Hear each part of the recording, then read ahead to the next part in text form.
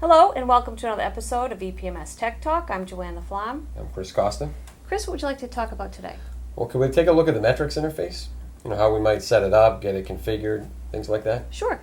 The Metrix interface, what it will do is it'll allow you to export what they call an XML file. It's a Metrix formatted file that you can then import into Metrix or open in Metrix. And you can do that for either an estimate or an order. Mm-hmm. And that way you don't have to rekey in all the layout information that you've already done in Enterprise also into Metrix. Sure. Okay. Okay. What's required for someone to purchase it? Well, we have a product called JDF Connect that you'd have to purchase in order to purchase the licensing and support for the product. And by purchasing JDF Connect, not only do you get an interface to Metrix, but you get an interface to a variety of other software that use either XML or JDF type files. Sure. Okay. Could we take a look at how we might configure it if we did own it? Sure. Sure. Well, you would configure the Metrix interface by going to Interface Connections. And I have one already set up here called Metrix. You would do an add. I'm going to do an edit here. And you would pick your Metrix selection here. As you can see, there's quite a few others you can use as well. And then you want to set up an incoming and an outgoing folder anywhere on your network. And this will be where the files will go that you export. You'll want to check to this option here to use the hot folder, so Enterprise knows to save it to the hot folder. And then one other option for Metrix is this user-definable field option 1. And you can pick, using the arrows here, a particular user-defined field that you want to set on the order header, or if you check it off here, it'll be on the component. Now what that user-defined field is for is when you export a file, you have to tell Metrix whether it's a flat product, whether it's a folded product but not bound, or whether it's a bound product. So the three choices are flat, folded, or bound. And you can either set that in a user-defined field, or there's another way within the processes that you can tell the file what it is, and we'll take a look at that. Okay, sure. All right. Okay. Can you show us how to export a file? Sure. Let's go do that. So I'm going to cancel out of here, and I'm going to go into estimating order entry. And let me sort my estimates here, and I have an estimate. And as I said, you can do it on an estimate or an order, but I have an estimate here that I'm using to test. And let's first get into that estimate. And this is for a folded booklet, so I'm going to go over to processes. And in my post-press processes, I have a tri-fold folding process. If I edit that process and I take a look at it in standards, you'll see that there is a JDF fold description here. Now what this field will do is by putting something in that field, that's another way of telling Enterprise when it exports the file that this is a folded product. So just by having anything in there tells it it's a folded product.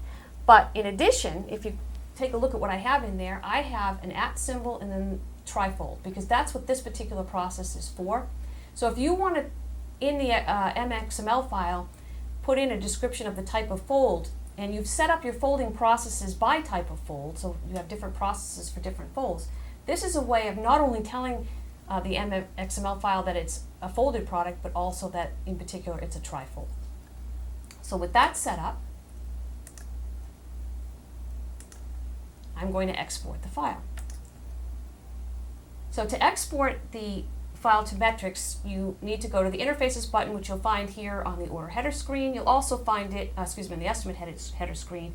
Also, in an order, you'll find it on the job planning screen. So either place. It'll recalculate the job. And when you get here, you select Metrix. You can select if you just want to export a single component or if you want all components. And then you hit the Send button, and that's what exports the file. Now I can open up my hot folder, and here's my file. If I open that up in Notepad, I can see what it looks like, and you see it has all the information that Metrix is going to need to lay out the job. It'll have information about the colors at the top. You'll see information about the paper here, including the description of the paper, so that's important because you'll have your descriptions in Metrix as well. And then you see here it exported the word trifold for the type of fold that I'm doing, and it also down here in this type field it exported that this is a folded product, and it knew that just simply because I had a process with a JDF fold description. Okay? Okay. Now say I want to bind this product. I'm going to go back into my component, and I'm going to add coil binding. And you'll see in here, I just have a JDF bind description. I don't need an @ symbol or anything in front of it because for binding, you're not sending a description, you're just sending in a process code. Right. But just by putting something in there, now Enterprise knows this is a bound product and that's what's going to get sent out. Okay.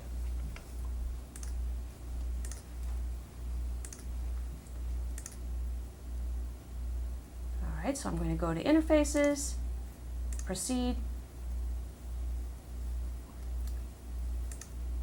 send the file. Now when I open my hot folder, and we open the file,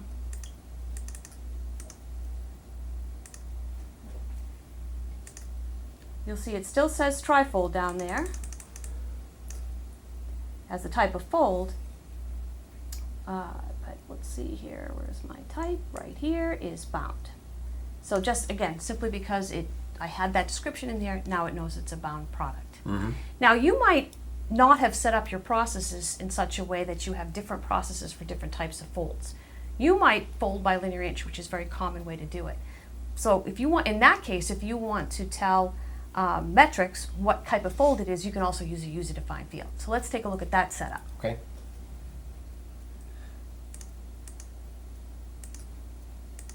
So if I go back into my component, and we'll remove the tri-folding process, go into folding, and we'll select folding by linear inch. Now this one, in my fold description, instead, I just have 3 characters, UD1. So you always want to do a UD to say that you're going to use a user-defined field, and then whatever the field number is.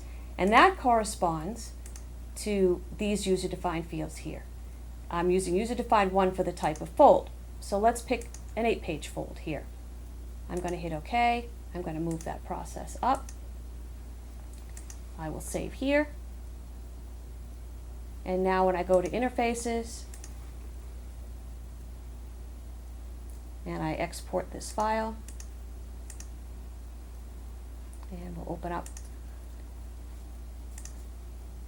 our hot folder and open the file in Notepad. And now we see down here that it now says 8-page. So that gives you a lot of flexibility. Seems like it. And the last, if you prefer to use a user-defined field to say whether it's flat, folded, or bound, as I said in the configuration, you can do that. And then you'll see if I wanted to do that and I had set it up, for example, to be user-defined 1 on the header, you might have a type field here, and your choices should be flat, folded, or bound. And then you can select it here, and it would output that file. I mean, that value. Yeah. Okay. Okay. Makes sense.